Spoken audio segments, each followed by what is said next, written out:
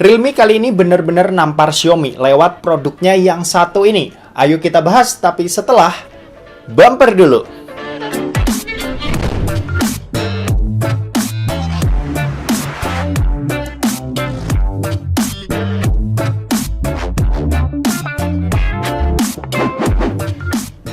So guys, balik lagi sama kuliah sore bareng L di sini. Oke, ini adalah smartphone Realme yang sayang banget aku baru nyobain.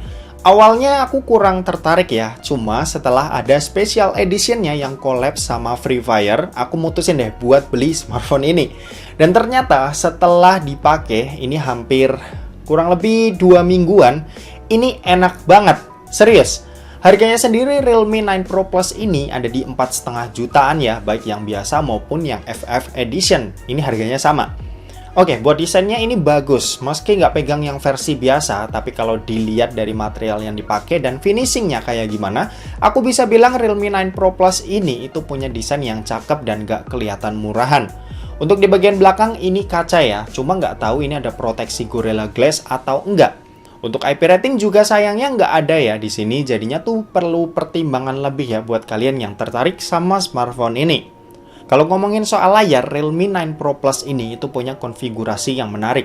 Panelnya ini Super AMOLED, resolusinya Full HD+, kecerahan layar yang ada di 600 nits yang lumayan terang dengan luas layar yang ada di 6,4 inci. Ukuran layar yang pas dan nggak terlalu besar, jadinya enak buat digenggam. Untuk proteksinya sendiri ini udah pakai kaca Gorilla Glass 5 yang udah cukup jadi proteksi layar smartphone. Plus di sini juga udah dapat screen protector tambahan yang udah langsung kepasang. Untuk fingerprint di dalam layarnya ini juga punya kecepatan baca yang cepat ya, udah bisa diandelin lah buat kebutuhan sehari-hari. Overall secara kualitas layar ini udah enak banget buat dipakai harian, main sosmed, nonton film, anime atau drakor ini udah nyaman. Ditambah di sini juga ada speaker stereo yang kualitas suaranya juga kenceng dan bagus buat hasilnya.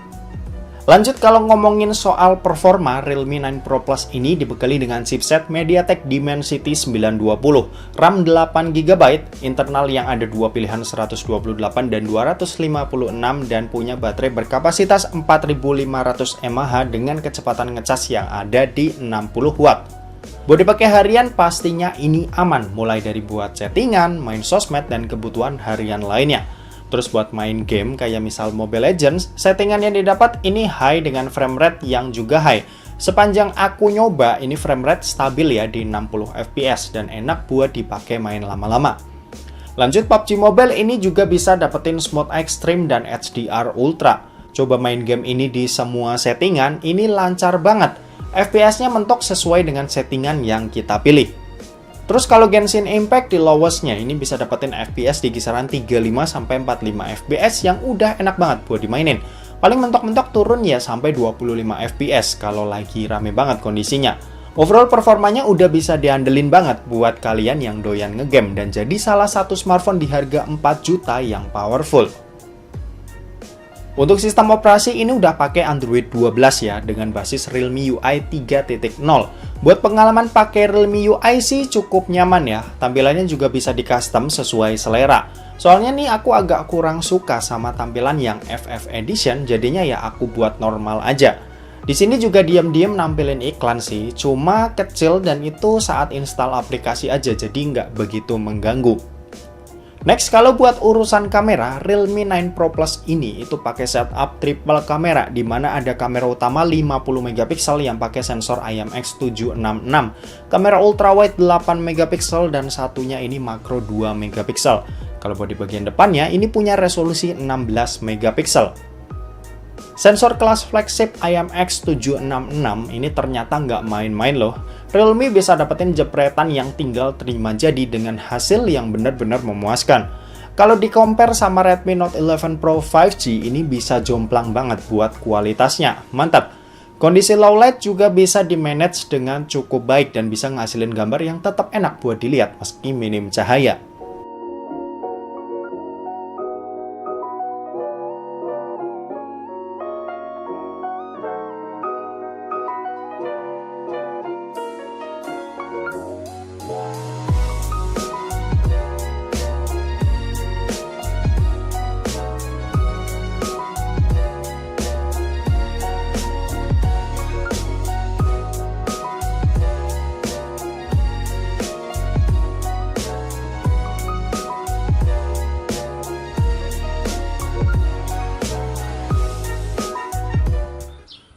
Oke, ini adalah contoh perekaman video dari Realme 9 Pro Plus.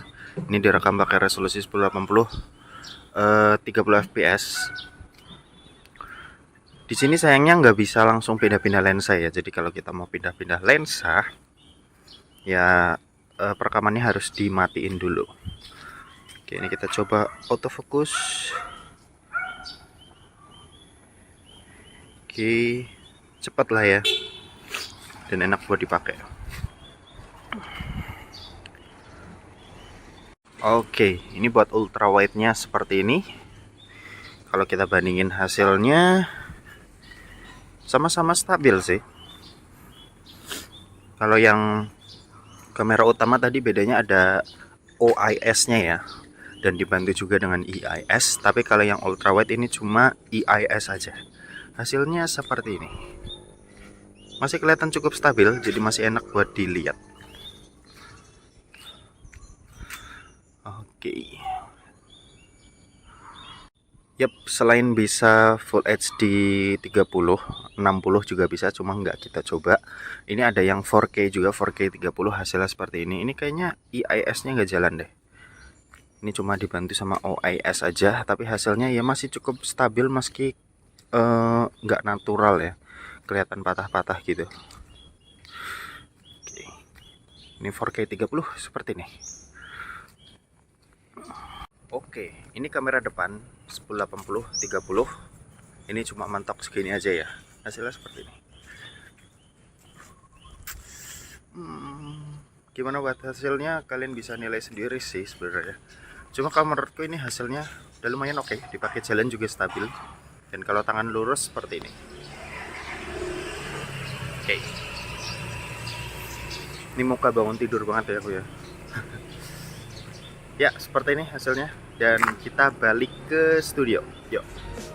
Kesimpulannya, Realme 9 Pro Plus ini jadi rekomendasi banget buat dibeli. Aku udah nyobain dan puas banget sama kualitasnya. Berasa menang banyak lah dengan duit 4,5 juta yang kita keluarin buat HP ini. Oh ya, 4,5 juta itu harga flash sale ya. Aku saranin beli saat-saat lagi ada flash sale aja. Karena harga normalnya itu 4,9 juta yang bikin kerasa kurang worth it. Tapi kalau 4,5 juta, ini menang banyak. Oke, mungkin segitu aja buat video kali ini. Terima kasih buat yang udah nonton video ini. Jangan lupa buat like, komen, dan share juga ke teman-teman kalian. Supaya teman-teman kalian mendapatkan informasi yang bermanfaat dari kuliah sore. Oke, terima kasih buat yang udah nonton video ini sampai habis. Dan sampai jumpa di kuliah selanjutnya. Bye-bye.